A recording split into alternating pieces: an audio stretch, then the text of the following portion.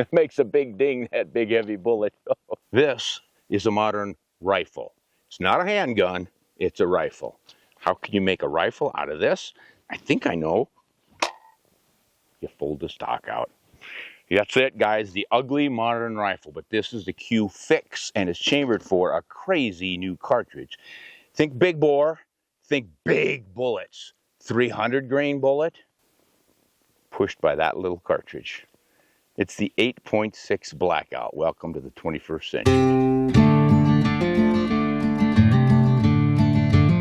Well, it seems like guns and ammo, ballistics and performance are going backwards. Instead of going faster and faster and more powerful the way we did throughout the 20th century, we now seem to be wanting to go slower and slower, but using heavier and heavier bullets. This bullet on top of this tiny little cartridge case, it's called the 8.6 Blackout. That particular bullet does this when it lands. We used to want some velocity and energy so we could expand our bullets and get some good performance on game. This thing has expanded 4 times its original diameter. And look at those petals. Oh my goodness, it's like shooting at a broadhead into your animal with this little cartridge. But you might say, how can that tiny little pile of powder, I can even hear it inside there, so it's not even full. How can it perform? Pushing a bullet, this one's actually not the 300 grain bullet, this is a 350 grain Maker Rex, they call it. Maker is the manufacturer of the bullets, and this particular bullet they call the Rex. And as you can see, if you look up real closely, it's already skived. You can see the slices coming down the nose, so it opens up into 3 petals. You can see those narrow cracks started. So hydrostatic pressure, once a little bit of tissue moisture gets into that hollow, that's going to make it expand. The launch velocity on this is 1,040 or 50 feet per second. It's subsonic. That is all the rage these days because it's so quiet. Got started in the military when they wanted to do some operations without attracting a lot of attention. And it's spilling over into the hunting fields for roughly the same reason. It's nice and quiet. We all like bow hunting because it's just a quiet little fling of the arrow. If you can get a rifle to be quiet, why not? So you start off with subsonic, so you don't have a ballistic crack of the bullet going down range at supersonic velocities, but you also tame the muzzle blast with a muffler out front, a suppressor, and you end up with hearing safe shooting all the way. And there's hardly any recoil. You think with a 350 grain bullet, you're going to be rocking your shoulder. It seems like shooting a 22. So it's really different. Now the rifle itself I've covered in previous videos. I went out to the factory in New Hampshire with Q. That's the name of the company, just the letter Q. They're really different. And they showed me how they had built this thing. Not only showed me how to build it, but they had it in pieces and I got to put it together. Obviously with instructions from the boss. Nick Schaefer is the engineer who, along with several other engineers, put this thing together. And it is definitely not your father's bolt action rifle from the 1960s. But it's just something different, and I thought I'd give it a try.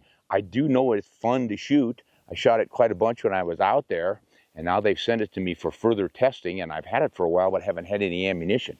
So I finally got some ammo from a company called Just Cause Solutions, and they sent me some 300 grain solids just to use for practice, target shooting and such. But then they also sent me these 350 grain hunting bullets. So we'll shoot a little of both. I just got done zeroing this thing in 3 shots. We bore sighted it, and then we shot, I think it was 3 inches to the left, brought it over, not quite far enough. You got the old-fashioned scope on here where you still have to use a screwdriver to do your dialing and stuff, but we brought it to the center at 50 yards.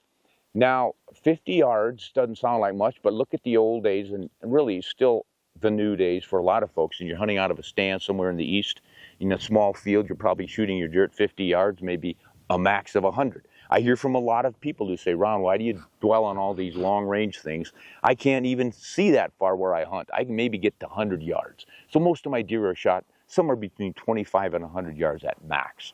Well, a rifle like this is going to do everything you want. And it reminds me of another similar performing rifle back in the day, and a lot of people still love it, the 35 Remington. Now, we're shooting a 338. This 8.6 Blackout is a 338 caliber. This is a 35 caliber. But this one was a beloved whitetail round and black bear round, especially in the East in that close cover. In lever action rifles mainly, it would throw about a 200 grain bullet, 2,100 feet per second. Well, this guy is throwing a 350 grain bullet at 1,000 to 1,050 feet per second. So you're going to get probably more penetration of that big heavy bullet because of its momentum. And I would think because of its expansion, you would get faster terminal performance. So I think it's a viable thing, but I like bolt actions, and that's what this Q-Fix is. And it's got some interesting features on it that I don't have the time nor memory to dive into with authority. I heard about it. Nick Schaefer gave me the song and dance on how it put it together and what the engineering designs and changes are, and I've pretty much forgotten them already. But it works, and it's a different looking rifle for sure. Now this one has a really short barrel. I think it's 10 inches. So you get to keep a really short compact rifle that's handy in the woods. As I said, it takes a little getting used to all the funny look on the darn thing and folding stock and everything else, but pretty is as pretty does, I guess. And a lot of the younger shooters enjoy this kind of an operation. Looks like it's pretty well built, so let's do some more shooting though. I want to talk about ballistic performance and just see how accurate we can get with this thing. Now I've got a 50-yard zero, and I ran some ballistic numbers assuming I was going to get 1,000 feet per second, and I'm getting 1,049.5, so 1050. But if I'm shooting this 300 grain bullet, which I just zeroed with, if I zero it 2.5 inches high at 50, I'll be 2 inches low at 100. But right now I'm dead on at 50. So see here, if I change my zero to be 2.5 high at 50, I should be 2 low at 100. Let's do that. I've got my last shot right in the Red Bull. Let me take 2 more just to see what sort of accuracy we can get out of this thing, and then we'll re-zero high for 50 for our hunting zero, and we'll take it out to 100 and see how well we do out there. I don't even need hearing protection. You're not going to believe how quiet this thing is. Listen to this. It's just nothing. Gust of wind here. Might have blown my bullet off a little bit. Let's go look. Okay, now guys, this was my last 3 shots. Here was my first shot for zeroing, moved it over again, then shot 2 more. So got a 1-inch group here. You sound like, oh boy, a 1-inch group, that's MOA. No, this is at 50 yards. About 100 yards, that's gonna open up to 2. But I'm just getting started with this thing. So we're going to, on average, we're looking like a 1/2 inch down. So we need to come up 2.5. So I'm going to have to come up to the equivalent of 3. But because this is at a closer distance, the MOAs aren't going to be the same. I got to double them. So we're going to be doing some dialing on this baby. 1, 2, 3. I got to go to 6. That should get us pretty close. 50 yards, you have to double your moves.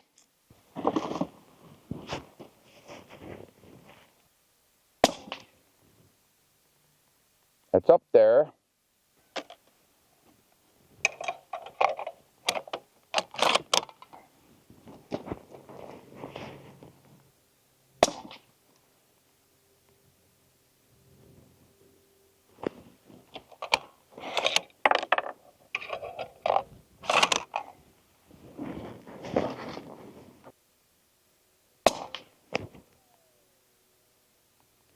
See a couple of holes close together, but I'm not sure if all 3 of them are in there.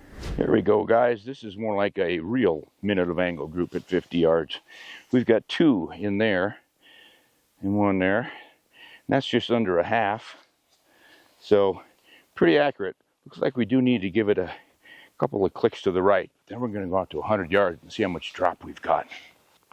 All right, we've got a 100-yard target up. We're going to give her a try.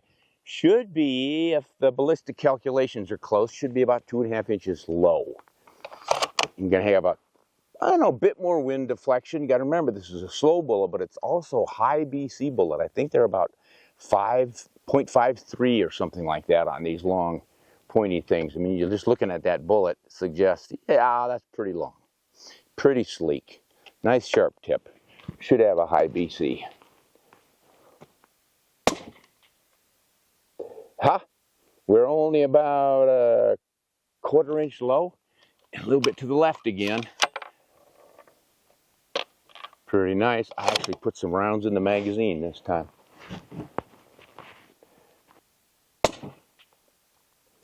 That's about 1.25 inches away, a little bit lower, back to the right.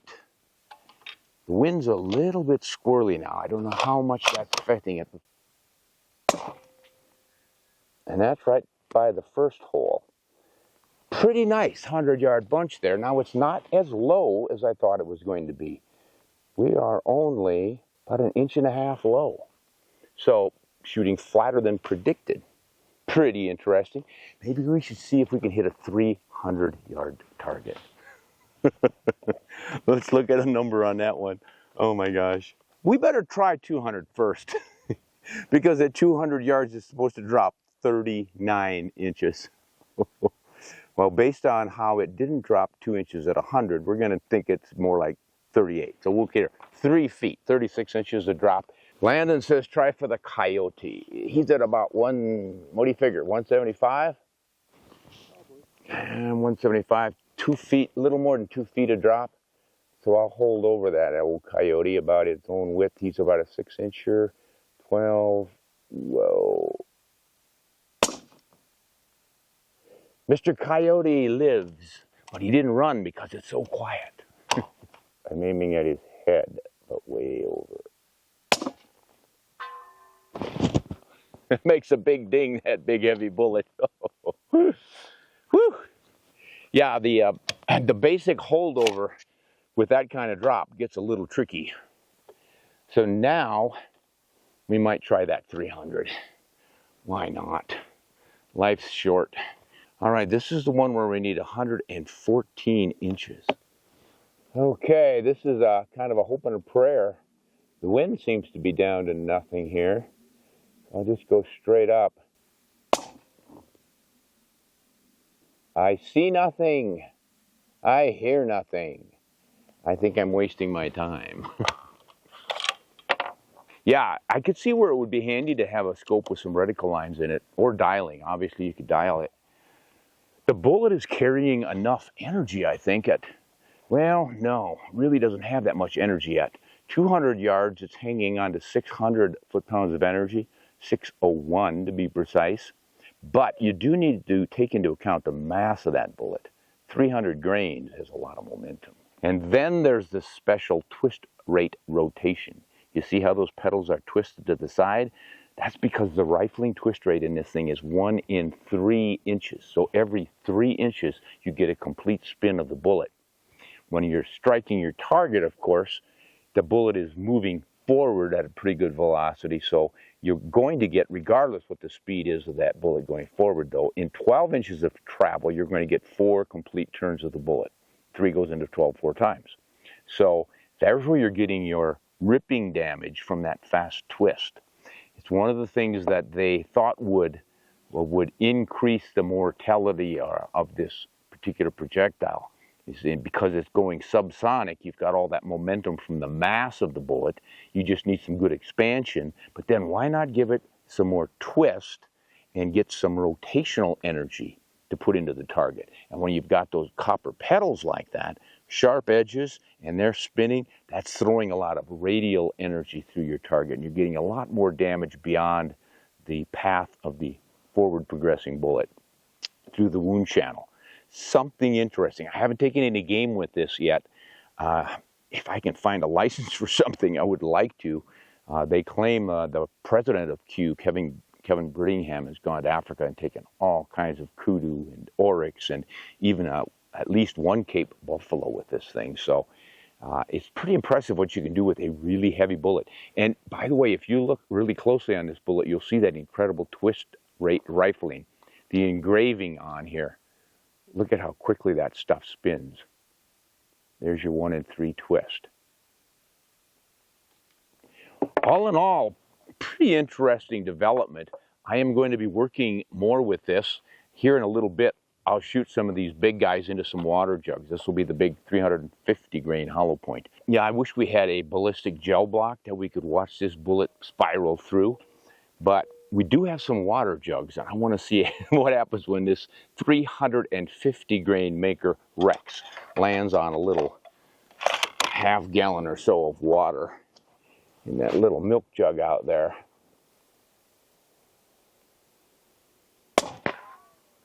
Well, sure enough, it exploded. Well, we've got some more victims out there at 100 yards. Let's see if we can do those in. The one on the left. Oh, I killed 2 in 1 shot. The other one was a reflex move. Well, guys, we have targets 50 yards, 100 yards. 50 yards, 100 yards. You can see there was quite a bit more energy in the bullet at 50 yards that blew that backside out with a big hole like that. But this is what's cool. Here's our expanded bullet, not the one we just shot, one we've already had. But look at how that fits right in there. So really, it is a lot like a broadhead. Landon said, man, that probably works like a broadhead, only it's 3 times faster. Pretty interesting stuff. New technology applied to guns and ammo. Guys, what I am thinking with this is that it would just make a great woods rifle, especially someone in a stand. You're sitting in your tree stand watching that field or runway, and your shots are limited to 100 yards and less. Look what we've done here. It's pretty hard to miss. If you got a good steady rest, obviously this bipod on here helps a whole bunch, but quiet. And so many folks back east are living in some pretty tight quarters. It's not like you've got miles and miles between neighbors over there. So if you're thinking you'd like to be hunting in your little back 40 or your back 10 acres or whatever it is you've got, and you're limited in range anyway, I think a big bullet like this with that kind of mass and this sort of expansion is going to take down your deer and your black bears pretty quickly and quietly. So something you might want to look into. This is the Q-Fix. This is 8.6 Blackout cartridge. It's kind of a modern day 35 Remington. It's a lot quieter. We'll be doing more discovery with this 8.6 Blackout setup, and maybe we can find something to hunt for ourselves with it. We'll report back to you guys. And if you hunt with it, let us know how it worked for you, how the bullets work, which bullets you're using, and of course we can always dive into the supersonic loads. If you go with a lighter weight bullet somewhere down in that 180 grain on up to the 200 or so, you can push it pretty fast and get some pretty nice performance that way, and we'll investigate that later as well. See you next time. Hunt honest, shoot straight.